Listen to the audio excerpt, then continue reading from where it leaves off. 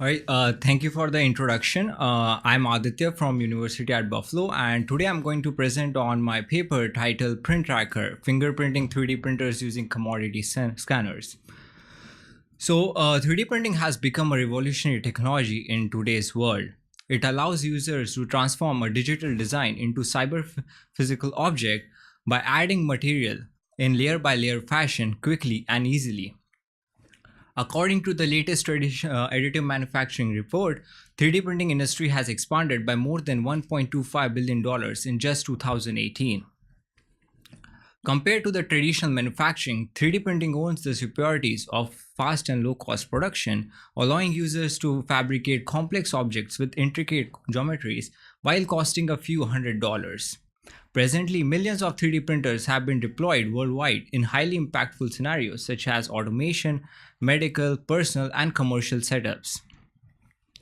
Through 3D printing, users can enact as a manufacturer and print anything from anywhere without any external supervision. However, these features have been increasingly exploited by the adversaries to fabricate illegal objects right from their home without any way to track them. One of the main threats in current 3D printing domain is the rise of illegal object creation. Through 3D printing, attackers can create untraceable objects which are inexpensive compared to the market cost, and even they can add additional customized components such as a scope or automatic, which is generally restricted by the laws of the country. In this video, the demonstrator is CEO of the Defense Distributed Company who shows an actual fireable gun, and the company is based on selling the online fireable arms. So presently, law enforcement agencies face several scenarios in their daily life to track down the adversary and seize their malicious 3D printer. Even President Trump emphasized in his post the importance of an immediate solution to address this issue and the limitations of the current laws and regulations. So, in a traditional forensic scenario, we have an attacker who commits the crime, and when he leaves, the forensic team can retrieve a fingerprint and identify the adversary. However, the attacker can take several precautionary measures to ensure that no fingerprint is left on the crime scene. In such a case, we imagine that if the 3D printing object is retrievable from the crime scene, it should contain some form of a fingerprint which should reveal the identity of the malicious source 3D printer. Moreover, the fingerprint should be pertinent to all 3D printed objects universally and should work for all existing 3D printers without any software or hardware modification. So it's a well-known fact that every person has a different handwriting, which can be differentiated by others even when writing a same sentence. In such a case, we envision that 3D printers should possess a unique fingerprint. The fingerprint on products from the same 3D printer should have shared features, while different features should be present on fingerprint from different 3D printers. Moreover, fingerprint should be universal and cannot be compromised by the attacker to be deployed in real forensic scenarios. So, to give a general idea of our system, let's imagine that a crime has committed and the forensics team investigating the crime scene has been successfully retrieved a 3D printed object. In such a case, they can utilize our system called PrinTracker to generate a fingerprint of the object and match it with the list of suspects that have been generated during the investigation. The correct match will reveal the identity of the attacker. In our work, we make some practical assumptions that the attacker cannot destroy his 3D printer right after he has committed the crime, and that he is present in the list of suspects that have been generated during the investigation. These assumptions are practical because other biometric scenarios such as a face or fingerprint setup requires that the attacker don't compromise their face or identity right after they have committed the crime, and their data is present in the forensics database of the law investigation companies. So now to answer the most important question, where would this fingerprint come from? So in order to answer this, we looked at the previous studies in the manufacturing domain. It has been observed that the process variations in the CMOS fabrication leads to physically unclonable function that have been used for silicon device identification. Also, texture variations arise in all the papers that you might be holding in your hands, which can be used to authenticate counterfeited documents from the original one. So we wonder, like, wouldn't it be nice that similar process variations exist for 3D printing too? However, the challenge is that 3D printing comprises of many mechanical components, and it is hard to determine the exact source of the fingerprint. So here is a general architecture of a 3D printer. We have three main components: the feeder to feed in the material, the positional which controls the XYZ movement of the belt and the platform, and the extruder which releases the melted filament on the printer test bed and thereby forming the material object. So in the feeder, we notice that the variations in the torque constants lead to an uneven system inertia. In the positioner, the tension varies, which causes uneven pulley movement, while in the extruder, the coefficient of heater power varies with the specifications set by the user that causes uneven volumetric flow. These are some of the few instances I have described, but a more detailed comprehensive analysis of other parameters have been described in our paper.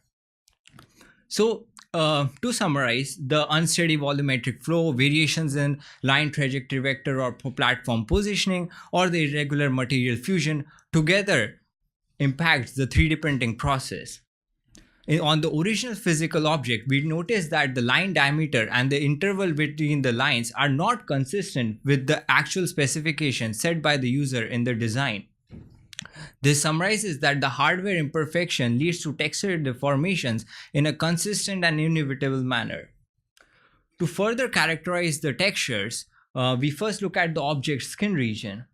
So we can see that the four major textures that we observed in our study was bifurcated, short, wide, and rugged. We combine these together, all the major miniature features, to form a banding texture.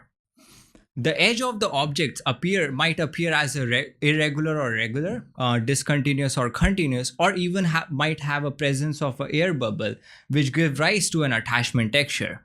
The aggregated characteristics of both the banding and the attachment texture give to a viable and unique fingerprint for each 3D printer. It is important to note that the acquisition of these textures is completely universal, and its sampling window and location is not specific, giving to a flawless functioning when only a very small object is acquired from the crime scene.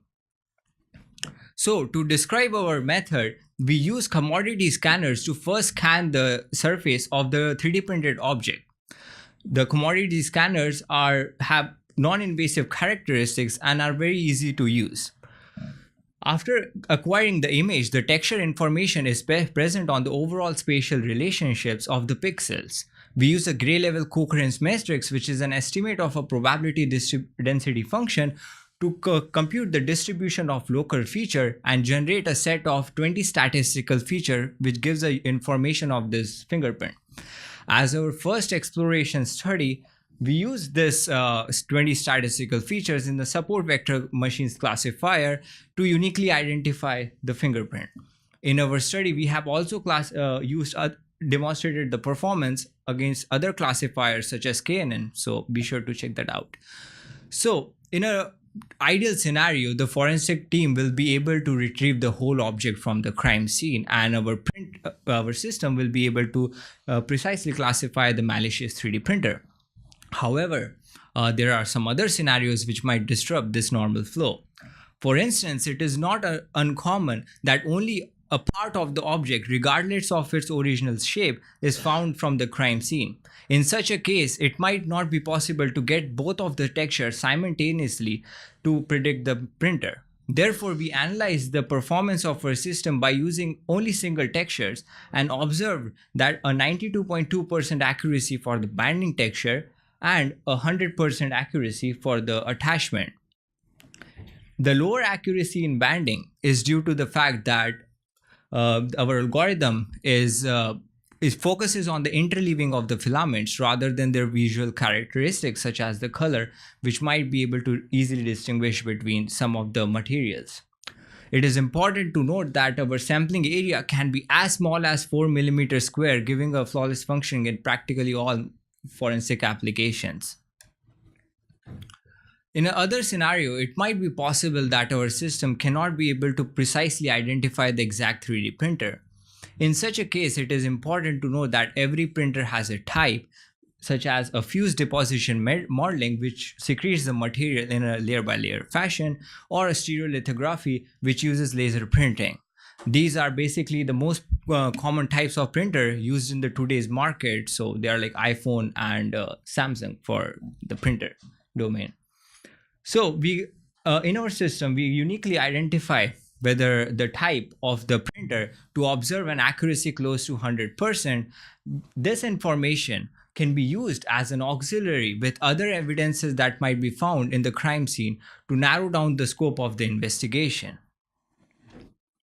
So now that we have in our study, we have also performed various other tests such as the sensitivity, trying to model the printing status and seeing if there's a variation in our accuracy.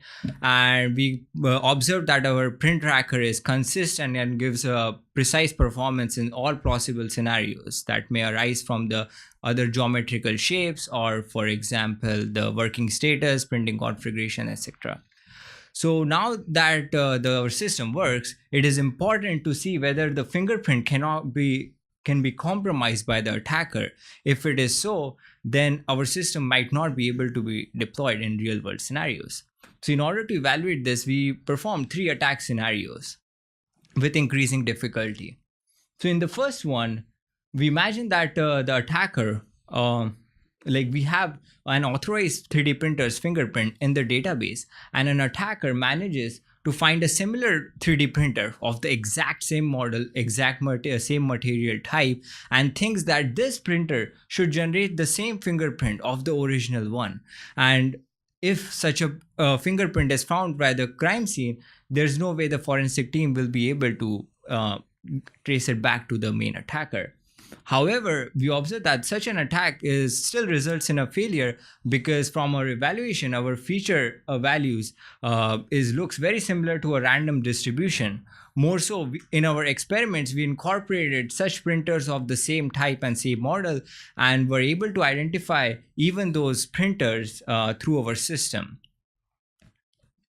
So in the second, more complicated scenario, we imagine that the attacker acquires the specifications of the authorized printer, not the original printer itself, and thinks that he can use these specifications to morph the original fingerprint into an authorized one. What he can do is, first, he can utilize an advanced manufacturing machine. Such a machine might be able to give more control to the user and control the textures on the object to a certain extent. However, it is important to note that such a machine is economically unfeasible, causing more than millions of dollars. And even in such a case, simulating the texture patterns on the 3D printed objects is a much difficult task. To give you an instant, we imagine like the integrated chips, which have decreased in size over the last few years. However, in the present nanoscale size, they still have process variations inside them. So even in such a case, we believe that the process variations will still exist.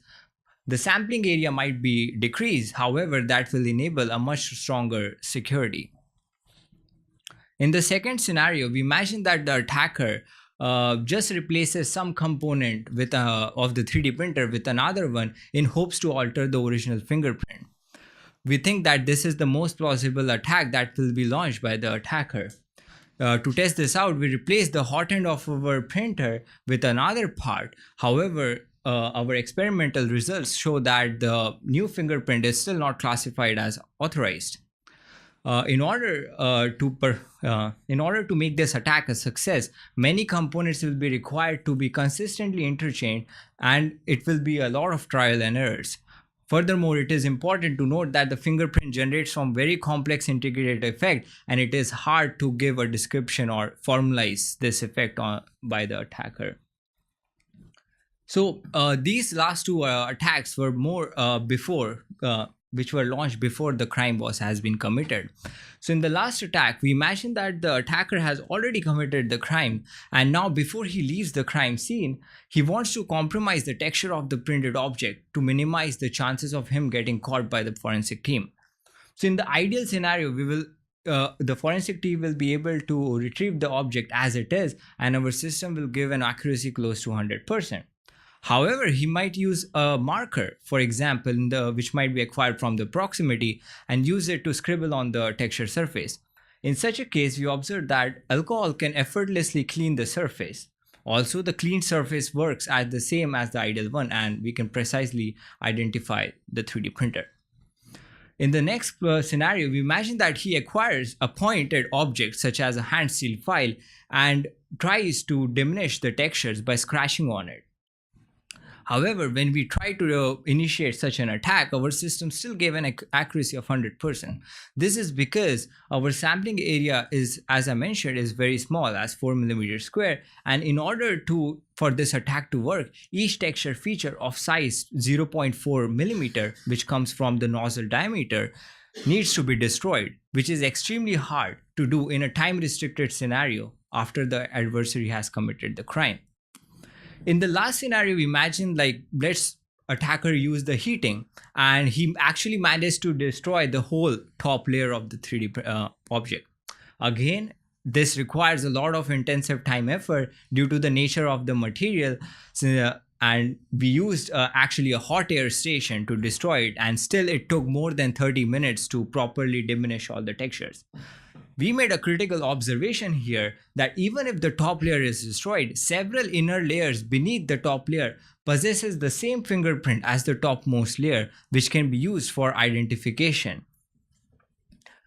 Now that we have demonstrated that our printer gives a good accuracy and the fingerprint cannot be easily compromised, can we even do better than this? Well, the answer is yes. In our work, we observed several complications from the curve geometry due to the nature of our scanner. Our scanner was efficiently able to scan the flat surfaces of the object. However, our system accuracy depletes by more than 15% for the curved objects due to our scanner. If we use a 3D scanner, the accuracy rises back up to 94%. However, this instead increases the computational cost of the system. Therefore, we would like to create a much better solution in the future. In our work, we examined the aging effect on the model and the 3D printer for a period of 10 months and noticed that there's no change in the fingerprint before and after 10 months. However, in the future, we want to extend the study to more than a year and to try to see if there are any further changes.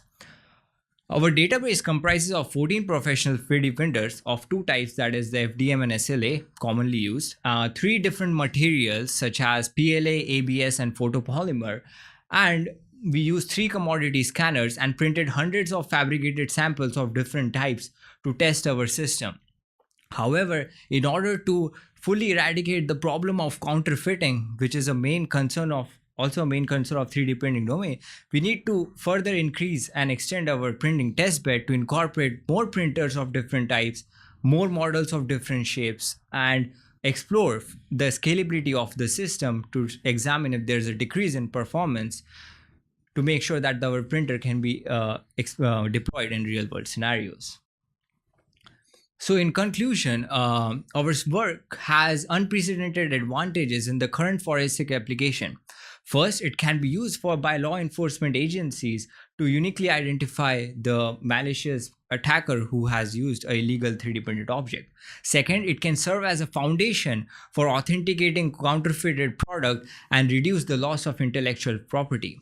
Moreover, our insights presented for the hardware imperfections model, identification framework, and our real-world scenarios can be used for future study to determine the existence of 3D printing in other cyber-physical systems and enable stronger security in the hardware domain. Thank you. And please let me know if you have any questions.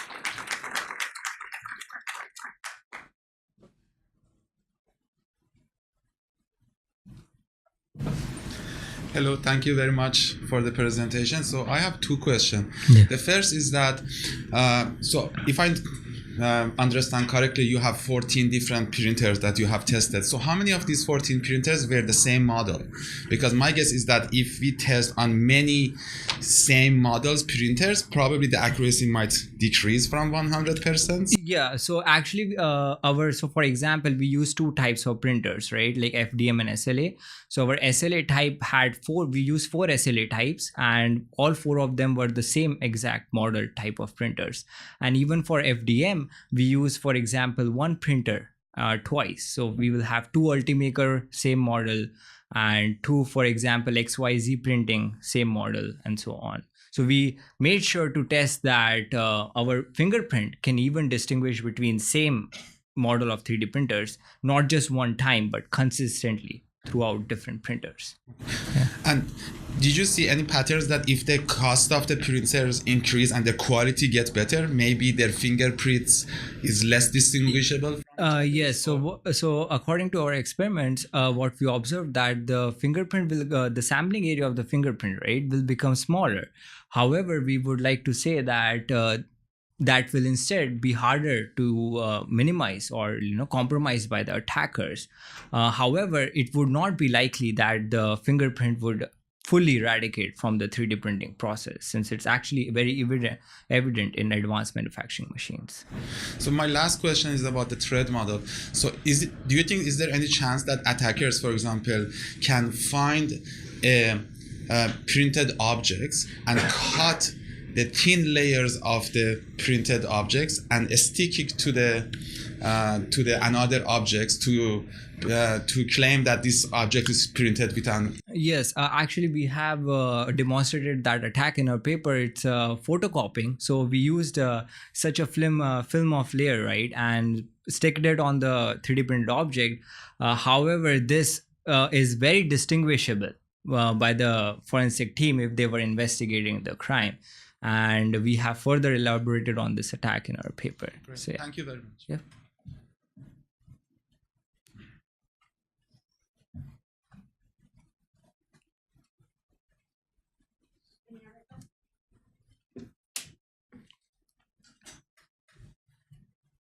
So let's suppose attackers read your paper. And what do you think the attackers should do to evade your fingerprinting? So currently what I think is right now what they will want to do is, first of all, ensure that they don't leave the 3D printed product obviously on the crime scene. However, there are many inevitable circumstances where a small piece of part might be found. Also, they will make sure that the fingerprint is either non-distinguishable from the product. So if they learned about our heating model and that few inner layers have the same 3D printing, they will try to initiate the heating like more extensively to fully compromise the integrity of the product. However, it's not possible in a very time circumscripted fashion. So my guess is they will have to use some different methods that, or different tools rather than using a 3D printed product. Yeah.